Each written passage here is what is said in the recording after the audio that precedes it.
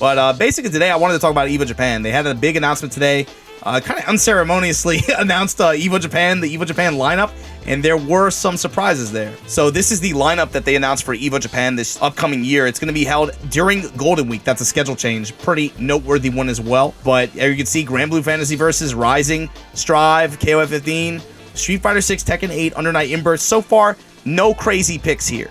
I think most of this is pretty expected. However, Third Strike being a main title in this day and age, and also there's bonuses to this, right? This prize pool, 1 million yen on each of these games like this, right? That's roughly, I think, 7,000 USD or something like that. But total prize pool is 14 million yen per game. So given that, you got to think about this.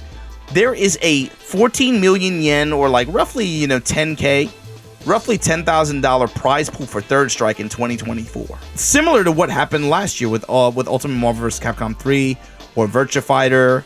That's a very rare opportunity for some of these games and for some of these players. So that announcement was a pretty big deal here, I think, domestically in Japan. I saw a lot of positive feedback about it. But not just about the cash prizing, which was for a long time, I think, something that was criticized, not just for EVO Japan, but for EVO as well, right? Something else that was announced was similar to last year.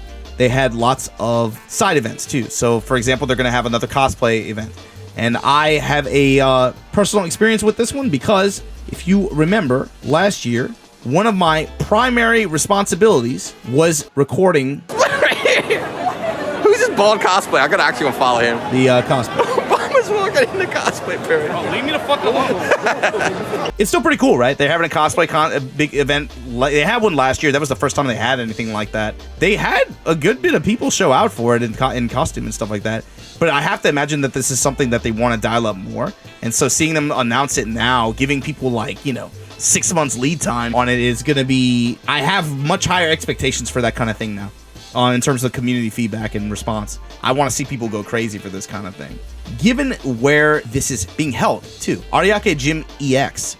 This is a venue shift from where EVO Japan was held last year. This one is going to be a little bit closer to, but it's still going to be very close to where it was last year, actually. So the main train routes here are going to be the Rinkai line and the Yurikamome line. And basically what this means is very, very close access to Tokyo proper. Similar to last year. Man, look, you used to have to make this trek all the way out from Tokyo, all the way out here to Chiba to go play in Makuhari Messe, but now the venue is so much closer. You can stay in you can stay in Shibuya, you can stay in Ebisu, Shinjuku, Ikebukuro, Osaki, any of these other stations, Hamamatsucho, Shimbashi, Osaki all have easy access to the venue.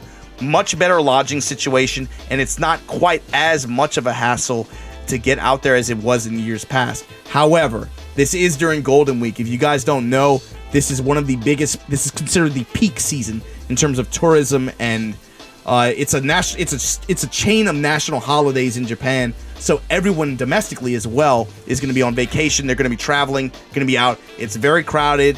However, you guys can still come out here and have a good time. Basically, there are a lot of options for you to be able to find good lodging and be able to go to have easy access to the event and, like I said, have a good time. Also, what they showed off was this, and this is going to be a major talking point when we look at that article, is for EVO Japan this time, one of the big changes is they are finally able to charge people. This was a big missing puzzle piece in the event for many years. I'm glad that they finally made this change because for a lot of different reasons, right? First of all, it allows the event to monetize itself a little bit better. But as a spectator, right? So these are some of the ticket prices. This looks like a lot, but this is like for a 3-day pass for the event. Since it's 3 days, Friday, Saturday, and Sunday. 12,000 yens, roughly $70, something like that. 1 day passes for 2,500. These are for spectators just to get in. But for competitors, pretty similar price structure. 2 day for 5,000, 7,000 for all 3 days for standard. Free seating. I'm assuming that's seating for Sunday for the top sixes for the last games on Sunday. Premium seating, you can get that as well for 13,000, which is roughly, I'd say, like $70. This is a big deal, and we'll get to some chatter about it in the article when we go over that. This is Matsuda, who was recently elevated in role and position for EVO Japan in their committee, and he had an interview with 4Gamer that was released alongside all of this information today. Matsuda-san, if you guys don't know, is the kind of like lead how do I explain this? He is probably, with regards to local communities in Japan for fighting game events, more or less, he kind of runs most shit here. So basically, most of the Matsuri style events, the festival style events that you guys watch, Judgment Day for Vampire, Co-op Cup for Third Strike, Master Cup for Tekken, Beat Tribe for Virtua Fighter, and he also owns and operates the Game Newton series of arcades. But the point is, he is more or less the guy that runs a lot of is responsible for a lot of the events that get run out here. More or less, they sat down with Matsuda-san and right off the bat, talking about Master Cup and how it was a Legacy Tekken event, but this year they've switched up to the Steam version for the tournament. And while there isn't much precedent for that kind of event to be held that way on PC, and he thought that there was an environment where there would be a lot of issues and troubles, they actually were able to run it without too many issues, and he kind of gave a sigh of relief. And he also brought up the fact that Third Strike, of course, all the events that you see for EVO Japan on this list, these are all going to be run on PlayStation 5 apparently, except for one. Can you guess which one?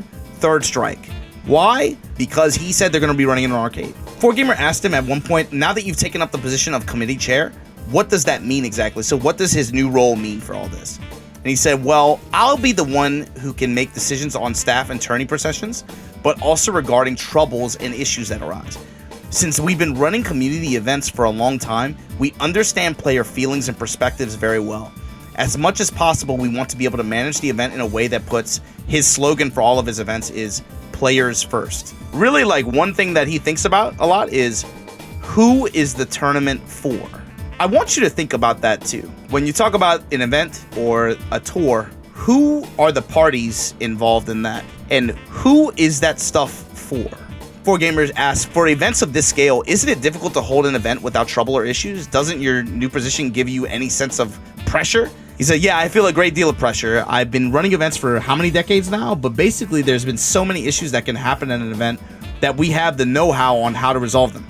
And I have confidence as an organizer, so I'd like players to also feel at ease. And 4Gamer says, like, yeah, we'll leave it to you. And he said, like, first of all, you kind of have to see what you can do through testing. Of course, the problem is it's just testing, it's not the main event. Those environments are very different, so naturally problems are bound to occur. But we're currently identifying possible issues that may arise, and we're taking countermeasures as we see fit. 4Gamer asked him, this is a change in topic, but this year's EVO Japan will become a ticket sales event. From your perspective, do you have any thoughts or opinions on that shift? And he said, as someone running events for a long time, I strongly agree with this change. For the community, the most important thing is being able to continue the event, some degree of sustainability over time.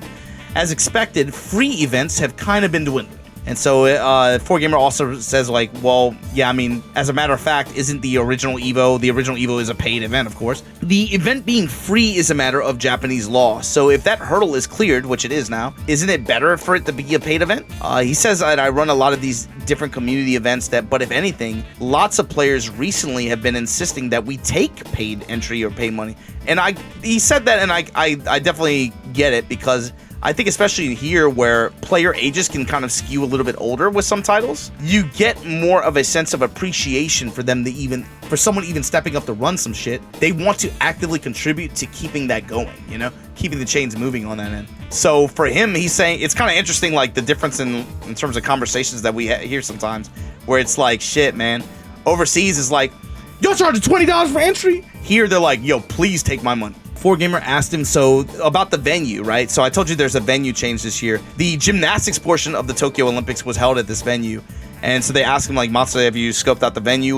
Well, it's a venue change, but what do you think? And he said, yeah, but it's about the same size as the venue from last year, which was, of course, at Tokyo Big Site. And so 4Gamer then says, EVO Japan last year had a favorable reputation for people that came. I went for coverage last year also and could feel a true EVO-like atmosphere. The venue and scale were just right, I thought. Matsuda responded saying, the thing I'm worried about is how difficult it is to read how many people will come. Especially since big titles like Street Fighter 6 and Tekken 8 are dropping, it's really hard to call. I mean, I guess EVO was kind of in the same boat last year too with regard to 6. Like, you know, it's about like how many people do you have to prepare for? It's just kind of hard to call, I think, when... Oh, wow. Yeah, I guess that's true. This is going to be the first big Street Fighter 6 event in Japan that's offline like this. Just thinking about the titles, we're going to plan for it to be the biggest event ever. We can't go in without a plan, so leading up to that event, we're going to be working on a lot of solutions for stuff that'll come out. 4Gamer then asked him, well, since it's an open tournament that anyone can play and participate in, we expect lots of like pro players, but also streamers. There's been a lot of excitement in those areas recently, especially I'm sure he's of course referring to stuff like Raccoon Cup and stuff like that. So there might be some troubles related to that. Have you considered any countermeasures regarding that? But he said, yeah, we're thinking about stuff like that, and we'll be ready to deal with it if it comes up. If you say Evo, you think of an event that all players aspire to, but for that kind of event to be held in Japan, do you have any particular thoughts on that? And something that he brought up is like from the SBO days, I've been thinking about this, but I want an event that once a year, all players can aim for. Fighting games are not finished. It's something I've always said, but for players, having some kind of event that they can serve as some kind of a symbol or beacon that can make us all feel the same sensation. So the 4Gamer asked him, is Evo Japan that event? And he's like, it's not completely established, so I can't, like, it's hard to say that. We're still in the process of building it up to consider that point. Like I said before, for now, it's just important to continue it. Recently, there have been a lot of more online events, but I'd like to hold larger tournaments offline. This isn't, of course, to say that online is bad. It's just he's just speaking on preference. But something he closes out with this.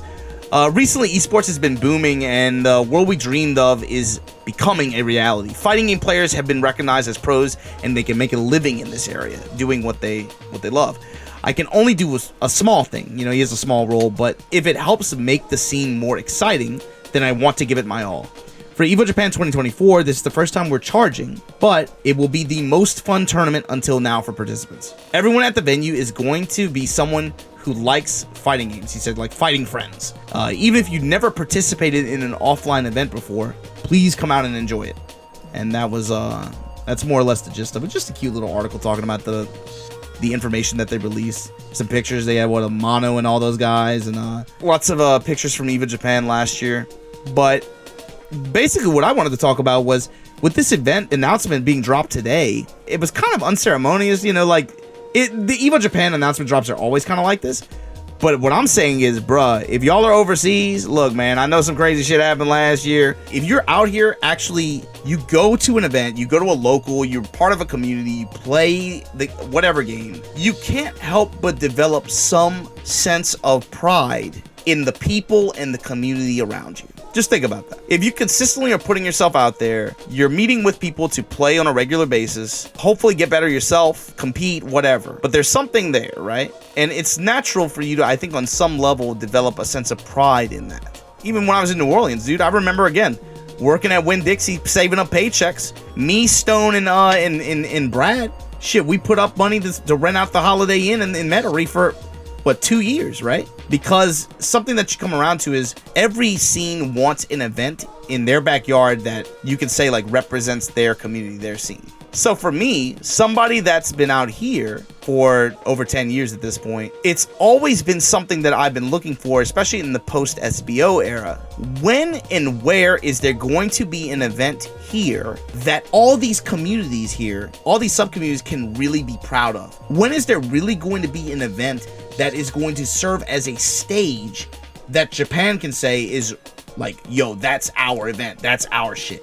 And I've seen a lot of events that have kind of like come and gone by the wayside in pursuit of that. You know, like I thought KSB could have been that at some point. Not really. It didn't really develop, didn't really go anywhere. Evo Japan, for as long as it's been going on, has been plagued with issues every year. But the thing is, now that I can have faith in is there are people that are literally our best. If you can't have faith in them and their ability to change the shit and improve it, then it's a wrap anyway. So I'm thinking like shit between Rick, Markman, and Matsuda.